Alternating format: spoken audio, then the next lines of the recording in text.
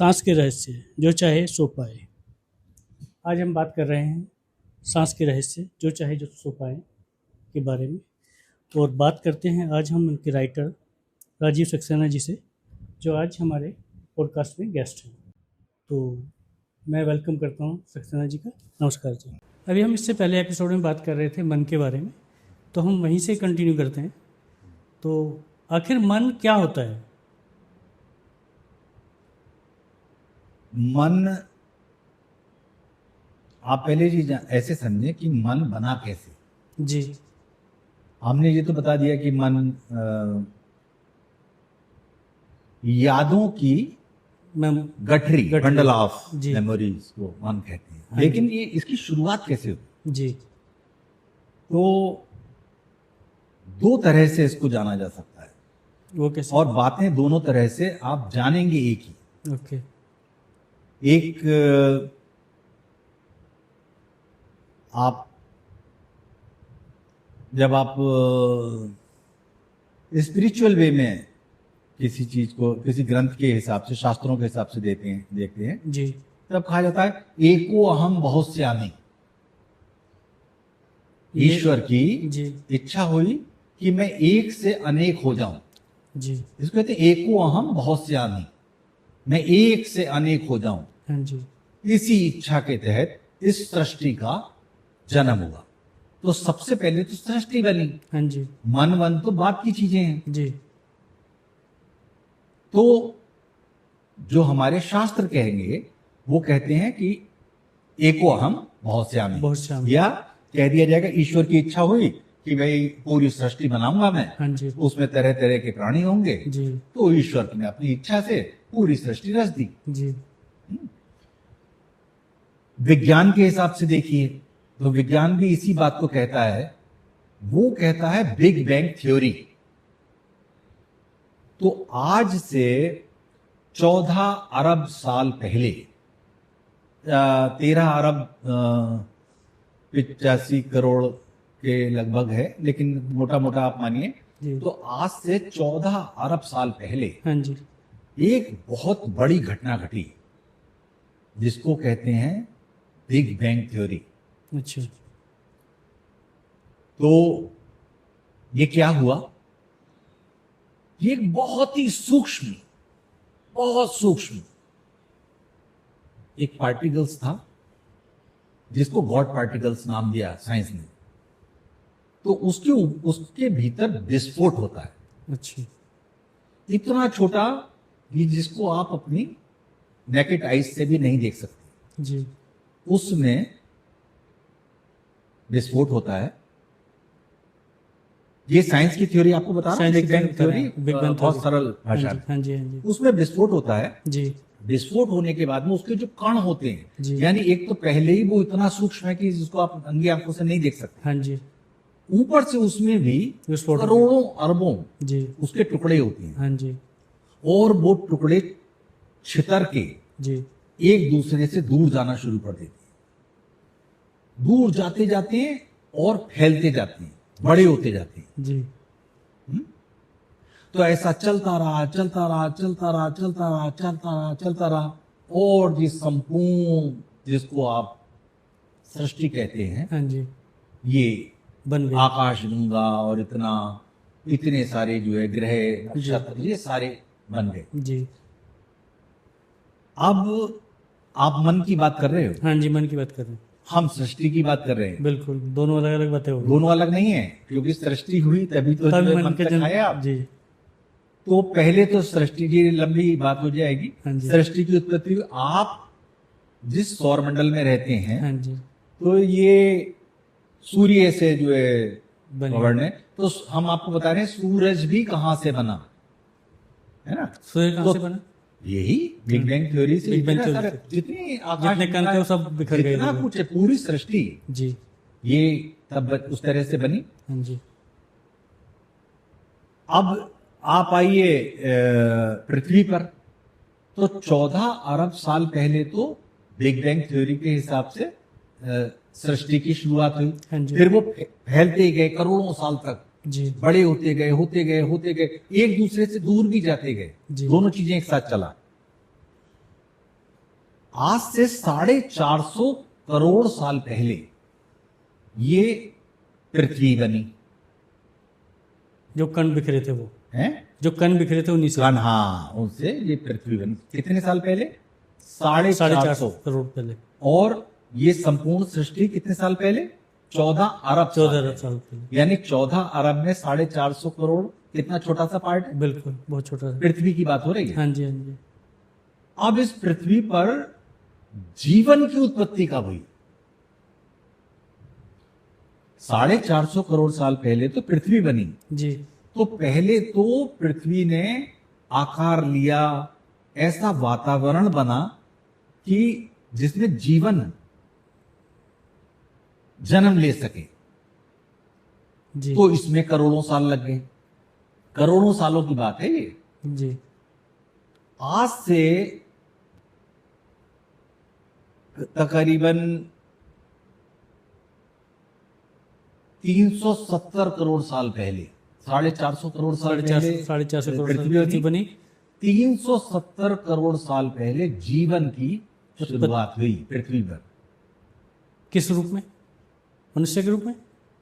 Science कहती है amoeba, और जब हम अपने धार्मिक उनसे जाते हैं तो मत्स्य अवतार की बात होती है। बात वही है। हाँ जी।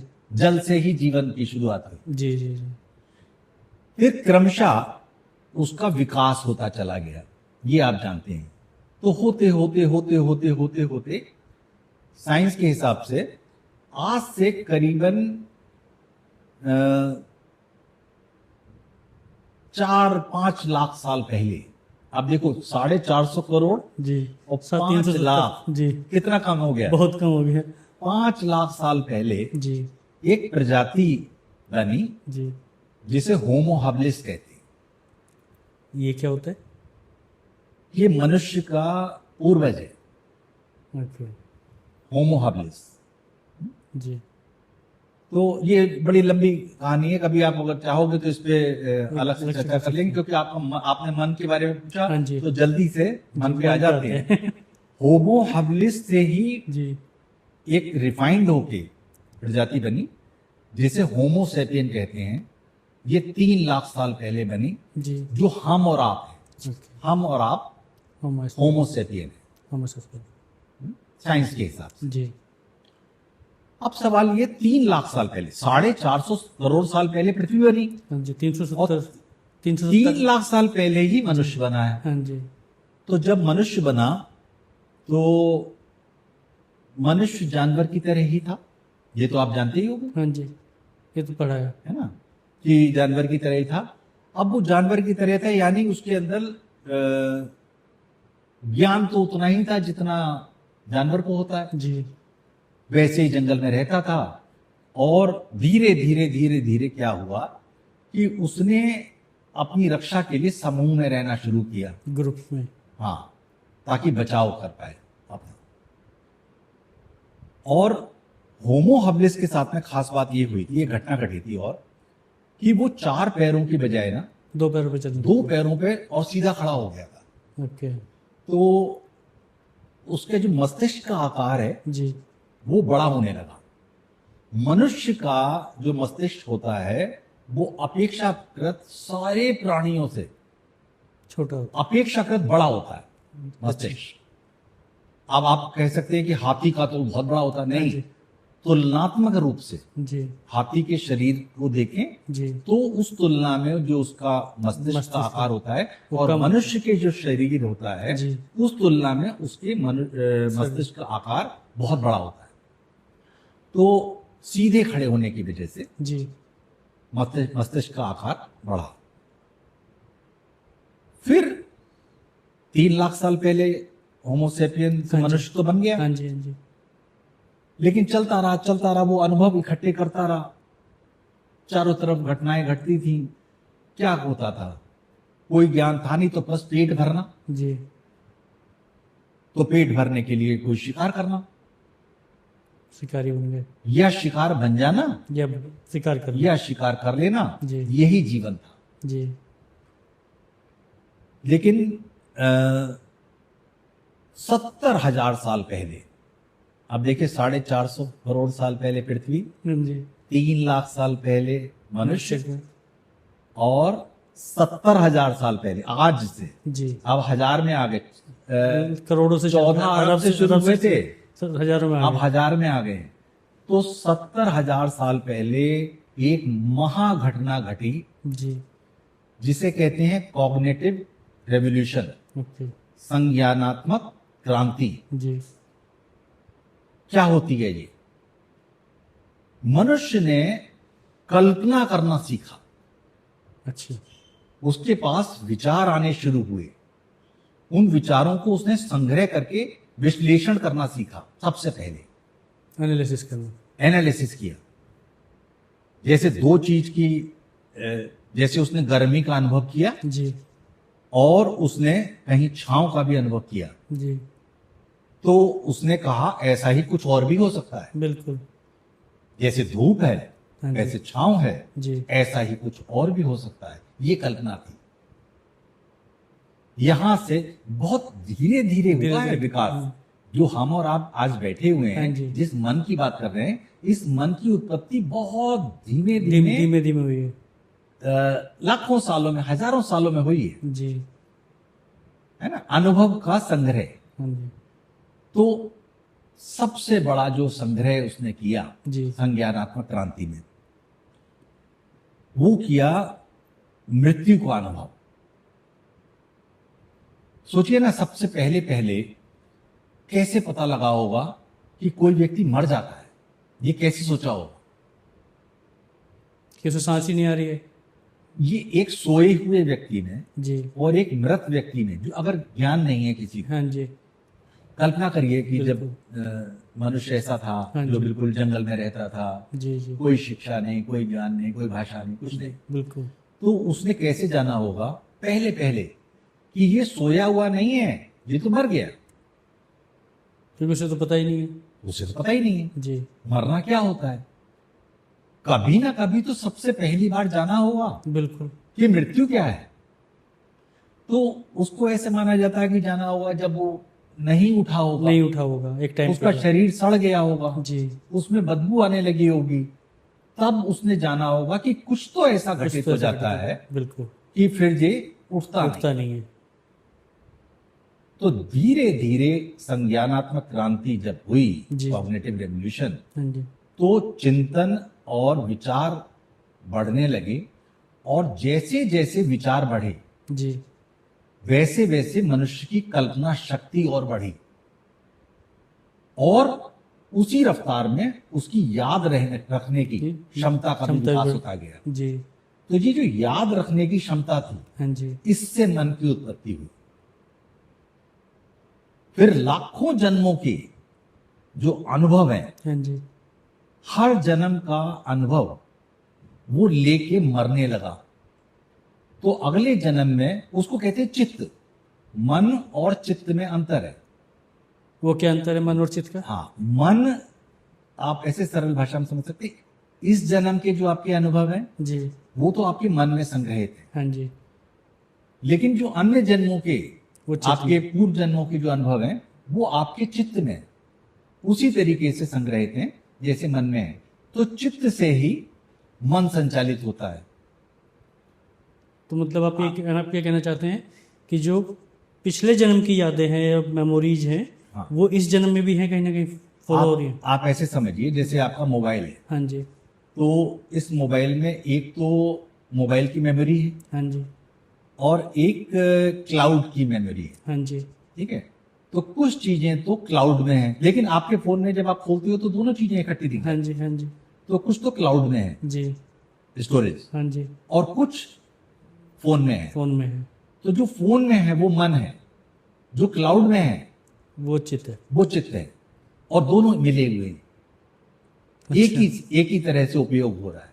तो जो पूर्व जन्म के जो हमारा स्वभाव बनता है वो हमारे पूर्व जन्म के जो भी अनुभव रहे हैं उसके अनुसार होता है। अच्छा या बुरा? तो चित्त, हाँ, जैसा भी है, जो भी अनुभव है। तो मन यानी एक जन्म के अनुभव, चित्त यानी बहुत सारे जन्म के का अनुभव। अनुभव। तो ऐसे करके हमारे मन की जो है हम उत्पत्ति हुई जी। और वो धीरे धीरे धीरे धीरे वो विकसित होता चला गया, कल्पना शक्ति बढ़ती चली गई। उसी में ही जब संवाद करने की क्षमता पैदा हुई, कोई आज से 5000 साल पहले जब भाषा का आविष्कार हुआ, मतलब भाषा का आविष्कार 5,000 साल पहले हुआ है। जी, ये मैंने इस किताब में सब लिखा है। जी। तो जब भाषा का आविष्कार हुआ जी।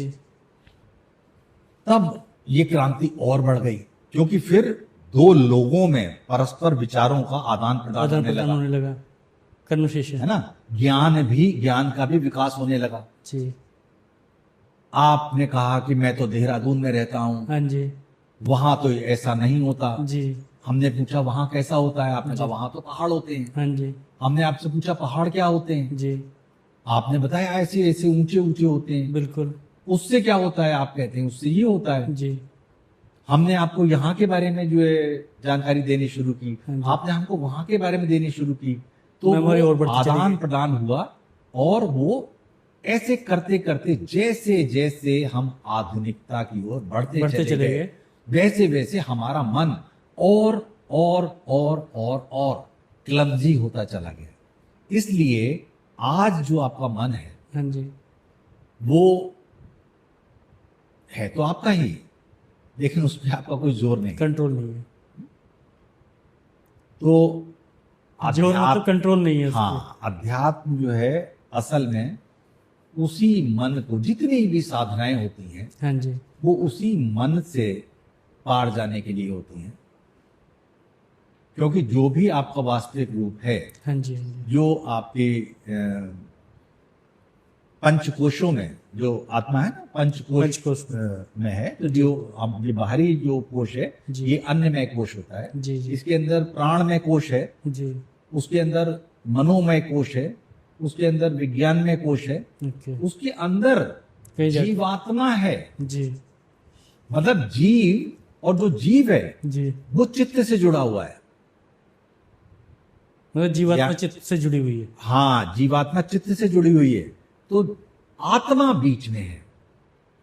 मैं आपको एक ग्राफिक भेज दूंगा जी, उससे आप इसको जो है बेहतर समझ सकते हैं कि इसलिए इतना कठिन होता है कि हम अपने आत्म स्वरूप को इसलिए नहीं जान पाते, क्योंकि वो ऐसे समझिए कि कई परतों के भी बहुत सारी लेयर के अंदर है। हाँ, बहुत सारी लेयर के भीतर है, और हम उससे भी बाहर एक लेयर पहन लेते हैं, जो आपने वस्त्र की बात की। हाँ, और उससे जानने की कोशिश करते हैं, तो कैसे जानेंगे? बिल्कुल सही बात है जी। आपके हिसाब से इनर पीस अचीव करने का बेस्ट तरीका क्या है? देखिए, मैं हर चीज के बारे में एक ही बात कहता हूं कि आपको जो भी जानना है जी, उसके मूल में जाइए जी। जब आप बात करते हो इनर पीस की, हाँ जी, तो मैं फिर सवाल कर दूंगा कि इनर पीस है क्या? तो वही तो हम आपसे जानना चाहते हैं कि इनर पीस क्या है। हाँ, उसको इनर पीस कैसे हासिल करें जी, ये सेकेंडरी है, पहले वो है क्या जी। आप बाजार जाते हो, हाँ जी, तो आपको पता होता है कि आपको क्या चीज लानी है। बिल्कुल सही बात है, बिल्कुल सही बात है। आप किसी वस्तु का नाम लेके जाएंगे, ये नहीं कहते कि इसको कैसे हासिल करें जी, आपको पता होना चाहिए तो इनर पीस क्या है। हाँ, तो मैं पूछ लेता हूँ आपसे कि इनर पीस क्या है? जब देखिए, सब मन से ही जुड़ी हुई चीजें हैं, मन ही आपको सुख और दुख का अनुभव कराता है। कष्ट में और दुख में भी अंतर होता है। कष्ट जो है ना, वो कई तरीके के हो सकते हैं, शारीरिक कष्ट हो सकते हैं, आर्थिक कष्ट हो सकते हैं जी, है ना। लेकिन जहां पीस की बात आती है, वहां चैन, सुख जो है चैन के साथ में जुड़ता है। उसके लिए मन का शांत होना जरूरी है। आपके पास में भौतिक सुख देने वाली तमाम सुख सुविधाएं हों, जी बिल्कुल। लेकिन अगर आपका मन जो है अशांत है तो वो सारी सुख सुविधाएं बेकार हो जाती हैं। उसी को हम लोग जो है इनर पीस कहते हैं, है ना। Okay. ये तो नाम है ओके। बेसिकली। जब भी आप सुकून अनुभव करते हैं, और ये सुकून आप अनुभव क्यों नहीं करते हैं, जी इसका विपरीत देख लेना। बिल्कुल तो मन के कारण ही हम नहीं करते हैं। नहीं करते। हम तो बेसिकली आनंद के ही पुत्र हैं। हम्म। हमारा जो जन्म हुआ है, हाँ जी हम सबका जो जन्म हुआ है, जी वो आनंद के ही क्षण में हुआ है। और हम जीवन भर आनंद की, हर चीज में आनंद ही ढूंढते रहते हैं। हर चीज में हमें सुख चाहिए। कोई व्यक्ति ऐसा होगा जो कहेगा कि नहीं, मुझे अभी आज 1 घंटा सुख नहीं चाहिए, हाँ जी। मुझे 1 घंटा दुख दे दो। हाँ, नहीं होगा। सब सुख चाहिए। हर चीज में सुख चाहिए। खाने में सुख चाहिए, चलने में सुख चाहिए, जी। सोने में सुख चाहिए, बिल्कुल। रहने में सुख चाहिए, हर तरह से सुख चाहिए। आपको आपके कानों को सुख चाहिए, आपकी आंखों को सुख चाहिए। जी तो ये इसलिए ये बड़ा स्वाभाविक है, क्योंकि हम आनंद के ही पुत्र हैं। हमारे माता पिता आनंद ही खोजते हैं, खोज रहे थे जब हमारी उत्पत्ति हुई। तो इसलिए हम सुख ही ढूंढते रहते हम सुख ढूंढते रहते हैं, लेकिन जब हमको सुख नहीं मिलता हैं। जी तो हम दुखी हो जाते हैं। तो ये कामना कौन करता है? मन। ये मन करता है। यानी इनर पीस का बिल्कुल सीधा सा नाता हमारे मन से है। तो अगर हम अपने मन को समझ पाए, जी मन पर नियंत्रण करना, मैंने इस किताब में 3 चैप्टर मन पर लिखे हैं। अच्छा। मन पर नियंत्रण करना ऐसा ही है जैसे किसी पागल हाथी पर कोई नियंत्रण कर पाए। लगभग असंभव कार्य है। तो बट बगैर समझे, जी बगैर समझे कि मन कितना शक्तिशाली है। क्योंकि आप जिसे मन, अभी मैंने बताया ना कि मन चित्त से गवर्न होता है। हाँ जी। तो मन तो सिर्फ आपका इस जन्म की याद है, लेकिन उसको जो संचालित कर रहा है, चित्त, वो चित्त कर रहा है, वो तो लाखों जन्मों की है। उसमें तो पशु योनि के भी जो है संस्कार छिपे हुए हैं। बिल्कुल बिल्कुल। पशु योनि में जब हम थे, जी जब हम होमो सेपियन बने, उससे पहले जी के जो हमारे अनुभव थे, वो भी है। कभी हम शेर रहे, कभी हम चूहा रहे, कभी हम बकरी रहे, वो सारे अनुभव भी हमारे भीतर जी भाव के रूप में, समझिए इसको, भाव के रूप में अनुभव संग्रहित हैं। तो जो हमें फीलिंग के रूप में, मतलब हाँ, भाव जो है उसके रूप में, तो हमको सुख दुख की अनुभूति भाव से होती है। भाव से भी पहले, विचार से भी पहले भाव की उत्पत्ति होती है भीतर, और जैसा भाव होता है उससे संबंधित विचार हमारा मन प्रस्तुत करने लगता है। और जैसे विचार होते हैं उनमें से जो भी विचार प्रबल होता है, हाँ जी, उसको बुद्धि पिक कर लेती है और फिर कहती है डू इट, और वो कर्म बन जाता है। हमारी इंद्रियां जी वही करने लगती हैं। यानी जो कुछ भी हमारे आसपास घटता है, हम जिसमें पार्टिसिपेट करते हैं, जी उसका क्रम कुछ ऐसा है कि पहले भाव की उत्पत्ति हुई, भाव की उत्पत्ति के बाद में उससे संबंधित विचारों की उत्पत्ति हुई। उन विचारों में से, बुद्धि में से किसी एक विचार को पिक कर लिया, क्योंकि 1 सेकेंड में हजारों विचार आते हैं मन में, जी, बुद्धि ने किसी एक विचार को, क्योंकि 1000 कर्म तो आप कर नहीं सकते एक साथ, बिल्कुल बिल्कुल, उनमें से किसी एक को चूज किया, पिक किया, वो परोस दिया, मन से परमिशन ली। जी ये मन बात जा बड़ा, रहा है, नहीं ये कर लूं। जी बुद्धि आपकी मन की गुलाम होती है, हम्म। तो मन से पूछती है ये कर लूं, मन कहता है हाँ ये कर लो, बुद्धि वैसा ही कर देती है, जी वही कर्म हो जाता है। उसके अगर परिणाम जी आपके अनुकूल आ गए तो आप कुछ देर के लिए सुखी हो जाते हो, और अनुकूल नहीं आए तो दुखी हो जाते हो। ये क्रम चलता रहता है ना। इसी से ही आपकी जो इनर पीस है हाँ जी, वो डिस्टर्ब Disturb होता है। आप तो आपका स्वभाव ही शांतमय है। जी आपका जो मूल स्वभाव है वो शांत ही है। आपका इनर जो है वो पीस में ही है। बिल्कुल, उसे मन विचलित करता है। डिस्टर्ब करता है। तो इनर पीस को भी नियंत्रित करने के लिए आपको फिर वही मन को ही समझना होगा। मन के भी 7 स्तर होते हैं।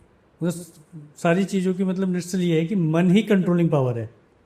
हर चीज की जो है जड़ मन ही है। मन है। अगर आप अध्यात्म की दृष्टि से बात करेंगे जी तो बस समझ लीजिए कि मन के बिना मन कुछ के नहीं। पार ही जो कुछ भी है वो मन के पार है। जितनी साधनाएं आप कर रहे हैं जी वो इस मन को ही संतुष्ट करने के लिए इसके कर रहे पार जाने के लिए आप कर रहे हैं। चाहे वो किसी भी धर्म से हो, हैं। जी इसी मन से पार जाने के लिए होती है। जी अच्छा, अभी जैसे कि मन की हम बात कर रहे हैं, कुछ लोग होते हैं कि कुछ लोग साधु बन जाते हैं, कुछ लोग क्रिमिनल बन जाते हैं, तो इसमें मन का क्या रोल रहता है? आप जिसे साधु कह रहे हैं जी और जिसे क्रिमिनल कह रहे हैं, हाँ जी, उसका वर्गीकरण आप कैसे कर रहे हैं? उसका वर्गीकरण कर रहे हैं कि उसने क्या किया या वो क्या कर रहा है। नहीं, क्या किया इससे होता है। क्या किया और क्या कर रहा है, बिल्कुल, है ना। जी सवाल ये है उससे करवा कौन रहा है। जी यानी वही कर्म। साधु अच्छे कर्मों में लगा हुआ है तो आपने उससे साधु कह बोल दिया। यानी उसका मन उस तरह के विचार प्रस्तुत कर रहा है, अच्छे कर्म करने अच्छे कर्म करने के लिए प्रेरित कर रहा है। और एक जो अपराधी है जी उसका जो मन है जी वो कुछ और विचार प्रस्तुत कर रहा है। उसकी बुद्धि उनमें से कुछ चूज कर रही है और उसको क्रियान्वयन कर रही है, उसको जो एक्शन में ला रही जी है ना। तो आप उसको क्रिमिनल कह रहे हो। यानी घूम फिर के मन यहां भी आ गया। मतलब आत्म सुधार की बात करते हैं। आपने देखा होगा वाल्मीकि तो बहुत बड़े डाकू थे, डाकू थे और उन्होंने वो रामायण बहुत बड़े ऋषि भी हुए। जी बिल्कुल, तो क्या परिवर्तन आया? क्या उनका शारीरिक बदलाव हो गया उनके अंदर? कोई उनका मन ही तो बदला। मन ही बदला, मन ही बदला। वो तो चोर थे, राम डाकू राम थे। उनके पास तो इतना भी ज्ञान नहीं था कि वो राम राम को भी भूल के मरा मरा मरा जपने लगे। बोलते थे। लेकिन राम राम चाहे मरा मरा कह के, चाहे तो फिर राम नाम में जी। इतनी शक्ति थी कि उसने उनके मन को ही तो बदल दिया। इतना शुद्ध कर दिया, मन का इतना शुद्धिकरण कर दिया कि वो वास्तविक राम तक पहुंच गए। बिल्कुल, और जब वास्तविक राम तक पहुंच गए, है ना, तो उन्होंने रामायण तो रामायण लिखना कौन सी बड़ी बात है। जी तो सारी बातें घूम फिर के मन पे है। मन पर ही आ जाती। और मन के विषय में एक बात आपको बता दें। हाँ जी हमारा जो मन होता है, जी जैसे कहा अदृश्य होता है, हाँ दिखता जी, नहीं है, हाँ जी, लेकिन मन का स्थूल रूप भी होता है। अच्छा ये बहुत सीक्रेट बात आपको बता रहे हैं। ये हमने इस किताब में लिखा है। जी मन का ही स्थूल रूप हमारी सांसें होती हैं। आप मन को नहीं देख सकते लेकिन अपनी सांस को तो अनुभव करते हो। जी बिल्कुल, हमारी सांस ही मन को संचालित करती है। जैसी हमारी सांस की गति होगी वैसे ही हमारे मन की अवस्था होना निश्चित है। मतलब निश्चित है, तय है, उसमें कोई डाउट नहीं है। यानी अगर आप अपनी सांसों की गति को स्थिर करके धीमा कर सकते हैं, हाँ जी जो कि प्राणायाम की बहुत सारी विधियों में संभव है, जी, तो आपका मन शांत हो जाएगा। इनर पीस आपको चाहिए, वो मिल जाएगी। उसके लिए जरूरी है कि आपकी सांसों की गति कंट्रोल हो। जैसे क्रोध के लिए जरूरी है कि आपकी सांस की गति बहुत तेज हो। आप सांस की गति को धीमा करके क्रोध नहीं कर सकते। आप ट्राई करिए जी, नहीं तो इसलिए जो हम मेडिटेशन करते हैं वो करते हैं, तो इसमें क्या होता है, सबसे पहला काम क्या होता है? सांस को कंट्रोल करना। सांस की गति मध्यम पड़ना शुरू हो जाती है। जी ठीक है। तो जैसे जैसे सांस की गति धीमी होना शुरू होती है।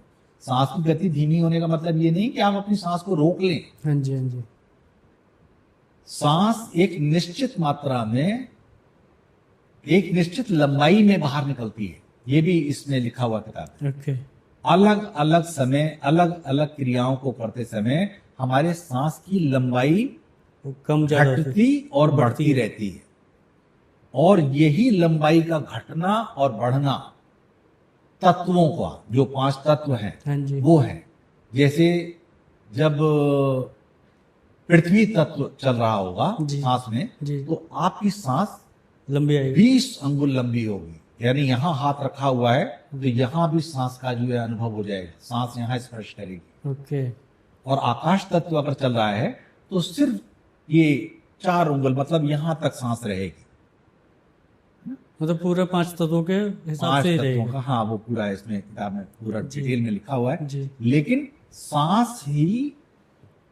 सांस का एक छोर हमारे मन से जुड़ा होता है जी, और सांस का दूसरा छोर हमारी आत्मा से जुड़ा होता है।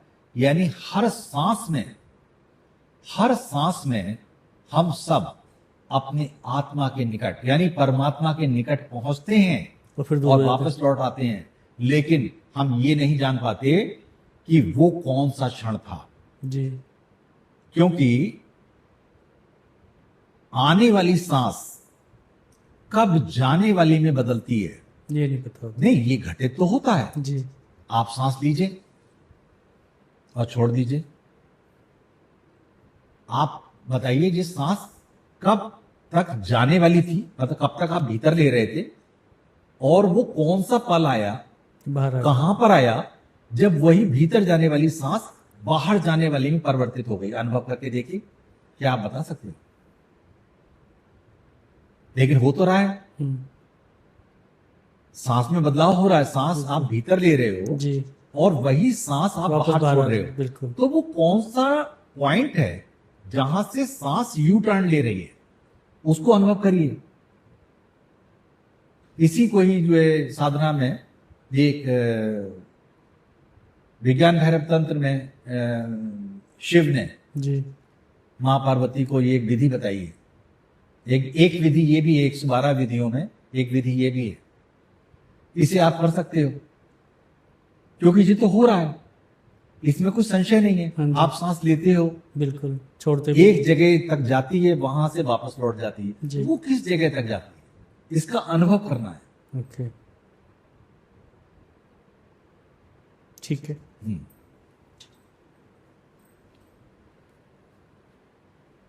आपको बुक्स लिखने का इंस्पिरेशन कहाँ से मिला?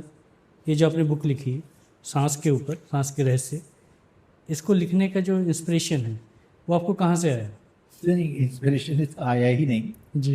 ये बुक लिखने के लिए इसको नहीं लिखा गया था। ओके। हाँ, इसका लिखना भी जो है, किताबें और बहुत सी लिखी हैं, लेकिन इस बुक की अगर आप बात करेंगे जी, तो एक ये था कि अपना ही 19-20 साल का जो अनुभव था, जी जी, जो साधना का अनुभव था जी, तो उसमें ये रहा कि एक कोई था अपना जानकार जी। तो उससे शेयर करते थे हम। ओके। अब वो बेचारा आता था, 2-3 घंटे बैठता था, फिर उसको थोड़ा बताते थे, फिर होता था। तो हम चूंकि पूरे जीवन जो लिखने पढ़ने के ही काम से जुड़े रहे, जी जी, तो एक बार हमने उसको समझाने के लिए कुछ 6-7 हजार वर्ड लिख दिए। ओके। लिखे जब उसने पढ़ा तो उसने कहा, अरे सर ये तो जो है ये तो किताब है, इसे तो दूसरे लोगों को भी लिखना जानना चाहिए। तो सबसे पहले उसने कहा, फिर एक NCERT की जो चेयरपर्सन रही थी श्रीमती आदर्श खन्ना, जी जी, उन्होंने भी तो उनका तो काम ही ये था कि सिलेबस की बुक वगैरह देखना। जी, वो बहुत रॉकेफेलर फाउंडेशन वगैरह की भी जो चेयरपर्सन रही थी। जी जी जी, वो इस बुक में जो इंट्रोडक्शन है जी, वो उन्होंने ही लिखा है। ओके। तो उन्होंने भी इंसिस्ट किया कि तुम इसको लिखो। जी। फिर जैसे वो 6-7 हजार वर्ड थे जी वैसे 60,000 वर्ड हो गए और जुटता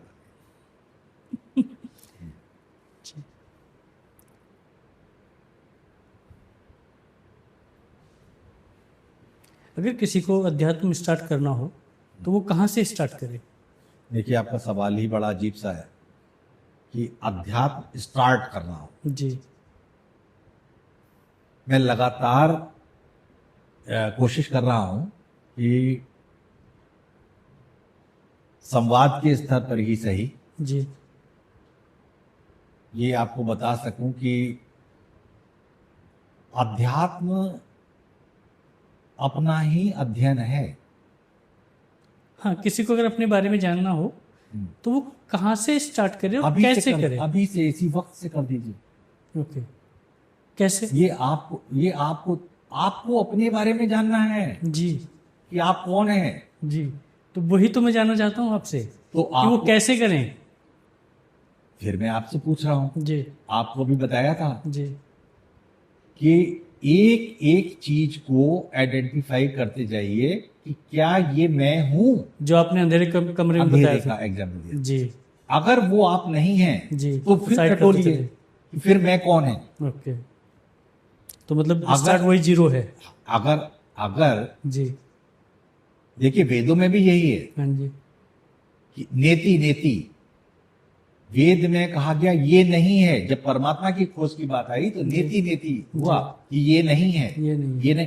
तरीका ही ये है जानने का। जी क्योंकि आप कह रहे हो कि थोड़ा सा लोगों को लगता है कि अलग बात है हाँ जी, कि ईश्वर को खोजना ये एक काम है और खुद के बारे में मैं को जानना वो अलग काम अपने आप को जानना ये अलग काम नहीं है। वही है जी आपके भीतर जो शक्ति आपको चला रही है वो परमात्मा ही है। वही ईश्वर है। वही ईश्वर है। उसकी असल में इस संपूर्ण सृष्टि में ईश्वर के सिवा कुछ है ही नहीं। उसको शंकराचार्य ने बड़े आदि शंकराचार्य ने जो 2 वाक्यों में कह दिया जी, ब्रह्म सत्यम जगत मिथ्या। अब इसको भी लोगों ने गलत समझ लिया कि जगत मिथ्या मतलब ये जो दिख रहा है पेड़ पौधे सड़क बिल्डिंग ये सब झूठ है। झूठ नहीं है। मिथ्या हमारी रॉन्ग अंडरस्टैंडिंग बहुत बड़ी समस्या होती है जी कि हम किसी चीज को अपने हिसाब से कंसीव कर लेते हैं। जैसे मिथ्या और झूठ 2 अलग अलग वर्ड है। अस्तित्व ना होना जी है ना जी और जो उसका अस्तित्व आप समझ रहे हो जी, वो वैसा ना होना। मिथ्या का मतलब है जैसा तुम्हें संसार दिख रहा है वैसा है नहीं। बिल्कुल। अब मैं आपसे पूछता हूं जी कि आप चारों तरफ देखिए आपको क्या नजर आता है। एक एक वस्तु का आप नाम ले सकते हैं। जैसे साईं बाबा की फोटो लगी हुई है, मेरे पीछे एक फोटो है। ये क्या है? लाइट ये है। फोटो किससे बनी है? ये क्या चीज है? ये पेंट से बनी हुई है। किस पदार्थ से बनी? मतलब क्या है ये? लकड़ी है, लोहा है, क्या है? लकड़ी का फ्रेम है। लकड़ी का है। हाँ जी। अच्छा, ये जिस सोफे पे आप बैठे हो ये क्या है? लेदर का सोफा है। उसके अंदर फ्रेम किसका है? लकड़ी का ही होगा। लकड़ी का है जी। ये दीवार सीमेंट से बनी हुई है। सीमेंट से बनी हुई है। ये टेबल ये लकड़ी और शीशा है, कांच। ये सब चीजें कहां से आई? इनका मूल स्रोत क्या है? वही सृष्टि जंगल से आई। ये सब की सब पृथ्वी से आई हैं। हाँ, आप अपनी आंखों से जी जो कुछ भी देखते हो जी वो सब पृथ्वी की देन है। ये सब पृथ्वी से आए। आप कार से यहाँ आए हो जी, आपकी कार में भी लोहा लगा हुआ है। बिल्कुल। उसमें जो पेट्रोल यूज करते हो वो भी पृथ्वी से आया। बिल्कुल। उसमें जो रबड़ लगी है वो भी कहीं पेड़ से आई। पेड़ पृथ्वी से ही उत्पन्न हुआ। बिल्कुल बिल्कुल। तो जितना कुछ आप देख रहे हो जी, ये सबकी उत्पत्ति सब पृथ्वी से है। 5 तत्वों में एक तत्व की देन है। जी, बिल्कुल। पृथ्वी, जल, वायु, आकाश ये 5 तत्व हाँ हैं, जी। इनमें से एक तत्व की देन, हाँ जी। लेकिन इनके रूप बदल गए। बिल्कुल। तो आपने इनको अलग अलग नाम दे दिया, इसका नाम पेंटिंग दे दिया, इसका जी। नाम सोफा दे दिया, इसका नाम मेज दे दिया, जी।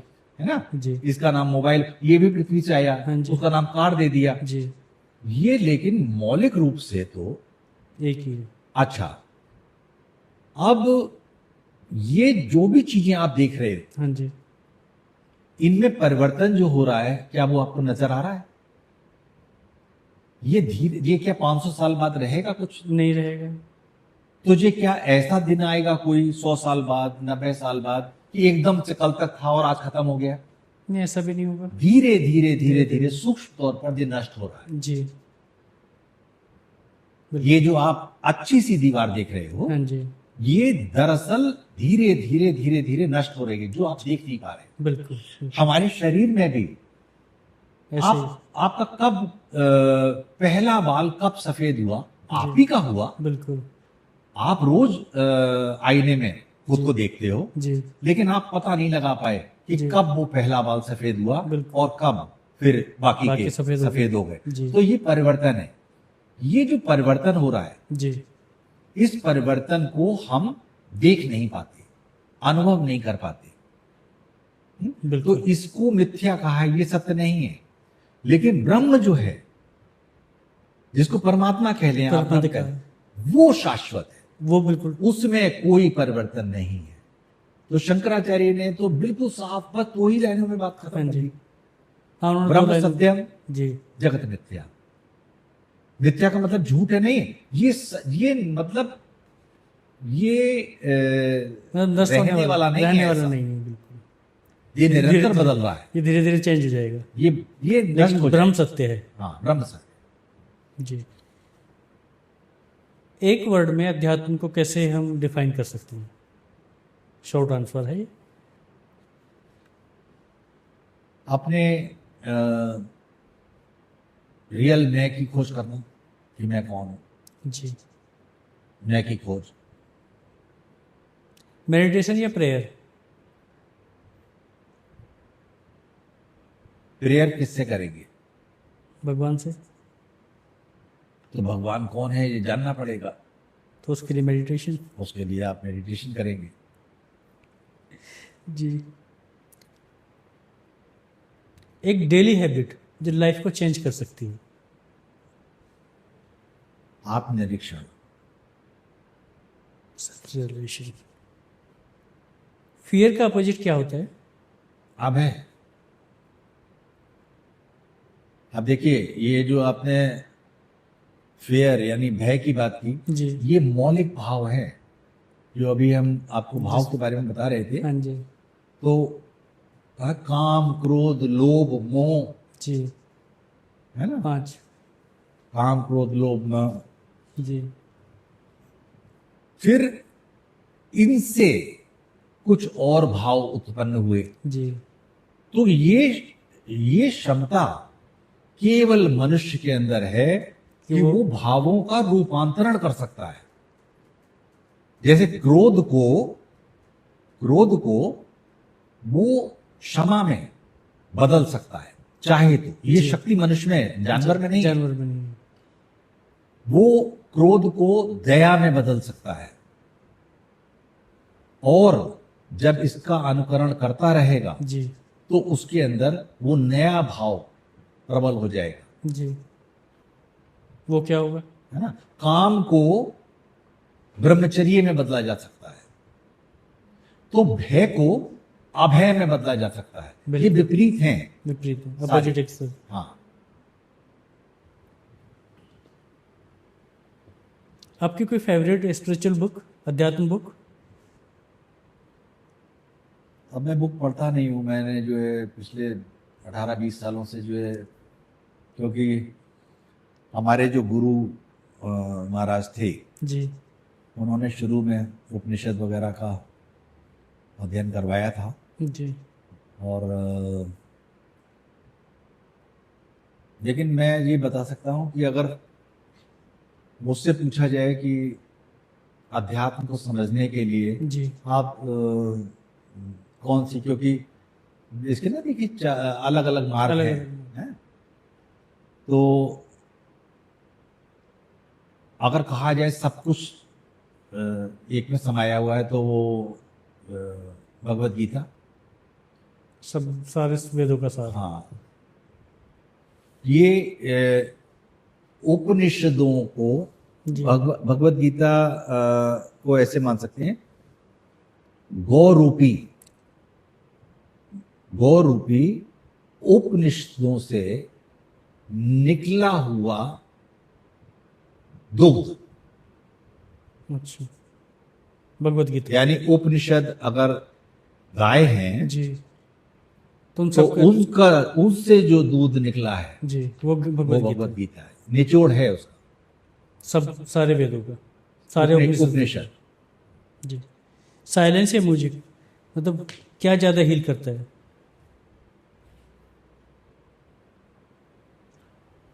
म्यूजिक आपको जो है अच्छा अनुभव करा सकता है, आपके भाव को थोड़ा सा चेंज परिवर्तित कर सकता है, जी।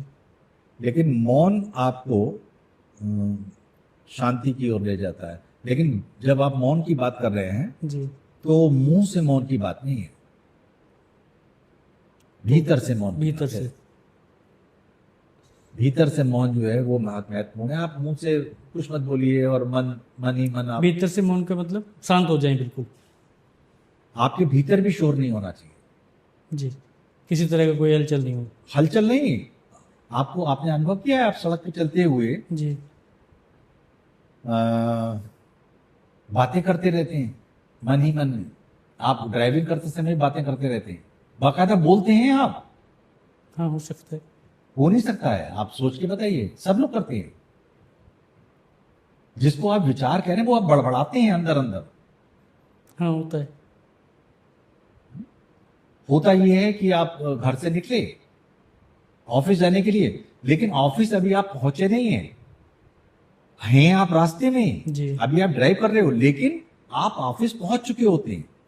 आपका काम चालू हो जाता है कि आज मैं ये करूंगा, आज मैं ये करूंगा, आज मैं इसको ये बोलूंगा, उसको ये बोलूंगा। अचानक से कोई चीज सामने आती है जी, और आपको ब्रेक मारना पड़ता है, तब आप वहां आते हो जहां आप दरअसल होते हो। और जब आप ऑफिस पहुंच जाते हो तो फिर आप कहीं और, आपका शरीर ऑफिस में होता है, आप कहीं और पहुंच जाते हो कि घर में क्या हो रहा होगा, बच्चा आप क्या कर रहा होगा, स्कूल से आया होगा, नहीं आया होगा। जी, जी, तो भीतर से मौन का मतलब है कि भीतर आपका, आप जो भीतर ही भीतर बुदबुदाते हैं जी। वो भी बंद हो जाए। बिल्कुल बिल्कुल। आपके हिसाब से सक्सेस की डेफिनेशन क्या है? सक्सेस आपको किस चीज में चाहिए उसके हिसाब से जो है वही है। अगर आप सक्सेस को मानते हो तो कोई चीज आपने पा ली, जी, वो सक्सेस हो गया। मन ने जो कहा वो अगर पा लिया तो सक्सेस। तो आप सफल, नहीं पाया तो तो फिर- असफल, है ना। बिल्कुल सही बात है। सारी बात घूम फिर के मन पे ही आ मन गई। पे आ गई कि मन को खुश कर दिया तो सब ठीक है। हम आपसे कहते रहे जी, कि आप बहुत सफल इंसान हैं, हाँ जी, आप मानोगे ही नहीं, आप कहोगे मैं तो हूं नहीं। बिल्कुल बिल्कुल। क्यों? क्यों मेरा मन नहीं मान रहा? आपके मन ने एक नई मंजिल आपको प्रस्तुत कर रखी है कि अब मुझे ये हासिल करना है, ये टारगेट है अब। अब ये टारगेट है, ये पूरा हो जाएगा तो तुम तो मैं success- सफल। हाँ जी, अच्छा, जैसे ही आप वो उसको टारगेट हासिल कंप्लीट करेंगे करने- जी। वैसे ही एक नया आपका टारगेट। मन आपको एक नया टारगेट दे देगा। तो इसमें किस सफलता की बात कर रहे हैं? मतलब जो अभी मौजूदा वाला टारगेट है उसको ये सब वो तो मतलब चेंज होते रहते हैं, हाँ मतलब वो चेंज होते हैं। जैसे एक टारगेट पूरा किया दूसरा टारगेट नया आ गया। तो आप जस्ट लाइक कॉर्पोरेट जॉब। ये सब ना दरअसल अपने आप को ही अपने आप Confuse से करता है। झूठ बोलना जी। और धोखा देने, वही मन जी, जो नचाता रहता। मैंने इसमें बुक में हाँ जी। एक नौकर एक मालिक के माध्यम से जो है मन की Dem- एक स्टोरी लिखी है ओके। कि कैसे आपका मन आपको गुलाम बना के सारे जीवन नचाता है जी, और आप नाचते रहते हैं। आपको पता ही नहीं होता है जी, कि आप मालिक हैं, आप अपने मन के मालिक हैं, लेकिन होता यह है कि आपने मन को ही सर्वोपरि कर अपना दिया। अपना मालिक बना लिया, जी और इस गुलामी से निकलना ही साधना है। बिल्कुल सही कह रहे हैं। सिर्फ जान लेना, जी सिर्फ थोड़ा सा ठहर के, थोड़ा सा जरा सी स्पीड कम करके, कि जो मन जो विचार प्रस्तुत कर रहा है, जी क्या इसे करने से कुछ हासिल होगा, इतना सोच लेने भर से जी काम बनने शुरू हो जाते हैं। बिल्कुल सही बात है। तो अभी हम मतलब अपने चैनल पे एक रैपिड फायर का गेम खेलते हैं थोड़ी देर के लिए। 7-8 क्वेश्चंस हैं, उनके आंसर बस यस और नो में आपको देने हैं। तो क्या डेस्टिनी फिक्स होती है? डेस्टिनी है तो फिक्स ही होगी। ओके। क्या मैनिफेस्टेशन रियल है? मैनिफेस्टेशन की बात आप लॉ ऑफ अट्रैक्शन जी की कर रहे हैं? हाँ जी हाँ, जैसा हम सोचते हैं जी वैसा हमारे चारों तरफ घटित होना शुरू हो जाता है, प्रबल इच्छा शक्ति से। ऐसा नहीं है कि हमारा हर विचार मैनिफेस्ट करने लगता है। जी जो स्ट्रॉन्ग विल पावर होती है जी वो मैनिफेस्ट होने शुरू हो जाता हो जाती है। क्या सोशल मीडिया अध्यात्म को अफेक्ट कर रहा है? है। ये सवाल मतलब औचित्यहीन है कि कोई अध्यात्म को कैसे, आपके भीतर की यात्रा को जी कोई बाहरी चीज इफेक्ट कैसे कर सकती है, मुझे बताइए। बिल्कुल सही बात है। मतलब आप ये कहते हैं कि सोशल मीडिया अफेक्ट नहीं कर रहा? सोशल मीडिया छोड़िए, किसी कोई भी चीज नहीं कर सकती इफेक्ट। जी अगर आपके, मैं आपसे पूछ रहा हूं, इसको समझ लीजिए, आपके भीतर क्या आपकी पत्नी भी इफेक्ट कर सकती हैं? आपके भीतर नहीं क्या आपके पिता कर सकते हैं? नहीं। अगर आपके भीतर ही भीतर कुछ चल रहा है, जी मान लीजिए आपने भीतर कोई ऐसी बात छिपाई हुई है जो आपने किसी को नहीं बताई, जी तो उसको कोई अफेक्ट नहीं कर सकता। किसी को नहीं बताई आपने, जी वो तो आपके भीतर है। जी तो वो कोई बाहरी चीज उसको, अफेक्ट नहीं कर या सकता। वो किसी बाहरी चीज को कैसे इफेक्ट कर सकता है? बिल्कुल नहीं कर सकता। तो अध्यात्म की बात है, अध्यात्म तो आत्मिक यात्रा की बात है, जी ये अंदरूनी यात्रा की बात है। ये दो अलग अलग चीजें हैं। बाहरी दुनिया, सोशल मीडिया वगैरह, ये बाहरी दुनिया की चीज है, भौतिक जगत की बात है। हाँ जी और अध्यात्म जो है इनर वर्ल्ड की बात इनर है। वर्ल्ड की बात है। तो जब जहां इनर वर्ल्ड की बात होती है जी वहां हम ये फिजिकल वर्ल्ड की तरफ पीठ करके खड़े हो जाते हैं। बिल्कुल। तो अगर हमने पीठ ही नहीं की तो उसकी शुरुआत ही नहीं हुई, तब तो इफेक्ट करेगा ही। बिल्कुल इसलिए मैंने कहा ये सवाल थोड़ा ठीक है। क्या पेन, दर्द जो है ग्रोथ के लिए जरूरी है?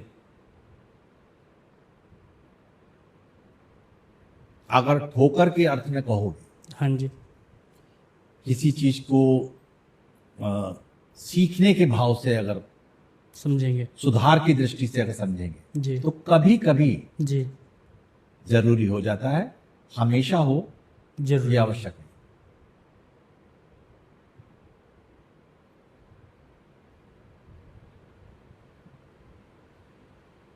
क्या फॉरगिवनेस बिना क्लोजर के पॉसिबल है? सॉरी, क्या फॉरगिवनेस बिना क्लोजर के पॉसिबल है?